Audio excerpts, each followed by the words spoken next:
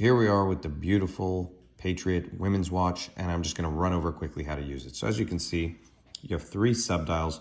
One is the day of the week, one is the month, the day of the month, not the month itself, and one of them is a 24-hour hand. The 24-hour hand will essentially, and if I pull out the crown completely to the most outermost position, you'll see as I set the time, one more click, as I set the time, the 24-hour hand, I don't know if you can see on that bottom subdial, is moving with the hand. So you don't need to worry about setting the 24-hour hand. It will always correspond to the regular hands. Now, when setting the date, this little wheel right here, we want to push the crown into the middle position and then roll back toward ourselves. Now, if you can see, the crown, the hand is changing all the way up to the 31st of the month.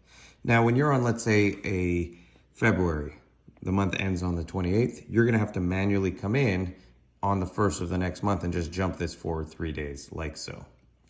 The only thing here that has to be set manually once and then never touched again is the day of the week. And you actually have to manually rotate the hands 24 hours, and then it'll jump the day forward 1 day. Now, once the day is set, it never has to be set again because it's always on a 7-day cycle. Even if you're changing the date, as you can see here, it does not affect the day of the week. So the only thing you'll ever have to jump into and fix is this subdial right here when there's a month that has either 30 days or February, which has 28. Other than that, the watch will run itself and stay consistent. There won't be anything else for you to do with it.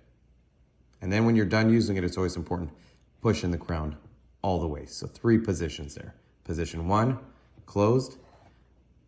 Position 2 is a slight pull, which allows me to set the date to the 31st of the month.